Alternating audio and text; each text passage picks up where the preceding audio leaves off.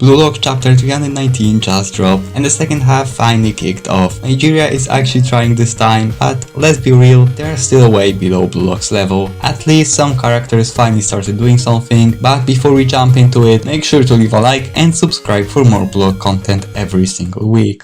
The chapter kicks off with Ego sitting back in his chair, and on the side we get a panel of all the Neo Egoist League Master Strikers.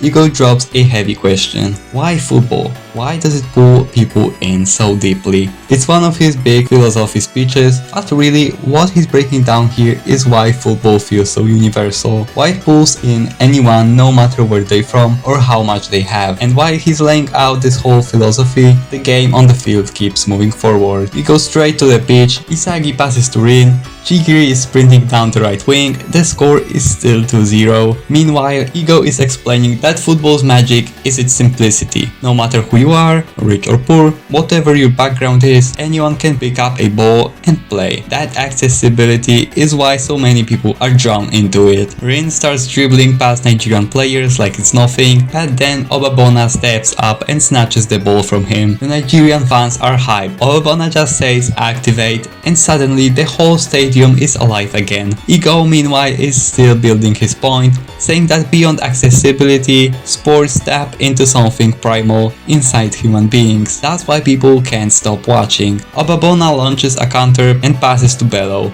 This time Bello doesn't look for Onazi. Remember, Nigeria agreed to stop relying only on him. Bello wants to score by himself. He dribbles past Karasu, but Karasu tracks back and shuts him down, telling him he's dreaming if he thinks he can score. Bello gets desperate and passes to someone new, Sadiq. Finally, Kaneshiro gives another Nigerian player some spotlight. Sadiq says Bello's pass was perfect and he's ready to go solo. Chigiri and Rayo both react, saying he's charging in selfishly, and Sadiq admits they are going to play selfishly now, just like Blue Lock. At the same time, Ego explains why teams exist in football. It's not just random, it's an evolved form of hunting, where individuals chase the prey together.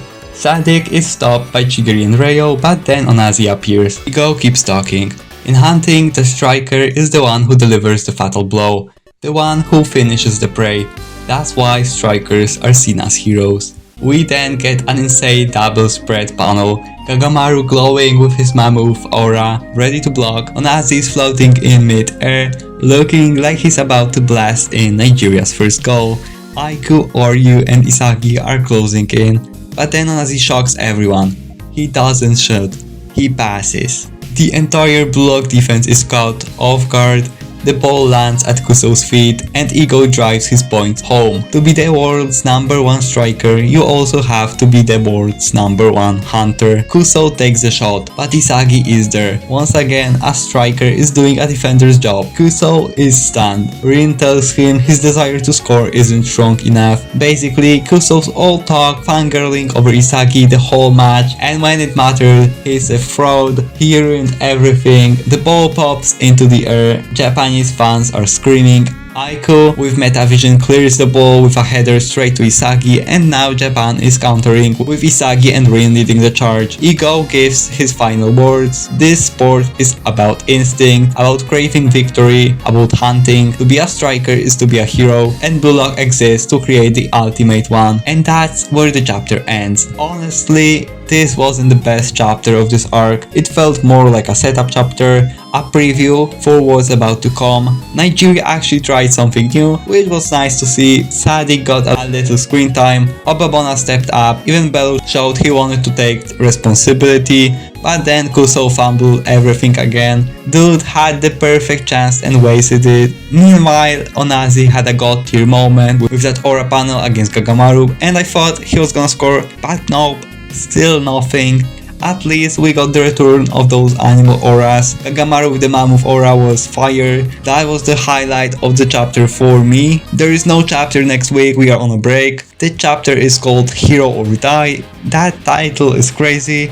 To me it sounds like Onazi is gonna push himself to actually become the hero he wants to be, because honestly it doesn't make sense for Isagi or Rin. They are up to 0, maybe Onazi finally evolves, or maybe, just maybe, Nigeria's goalkeeper finally decides to do his damn job and actually make a save. But let's be real, probably not happening. My prediction is that Rin or Isagi will score next. Nigeria might get a consolation goal if Onazi evolves, but in the end Japan's just too much. Still, the second half should be more intense now that both teams are going all in. So that was a solid chapter, not insane, but the real hype is coming soon. What did you guys think? Did Nigeria actually impress you a little, or are they still froze in your eyes?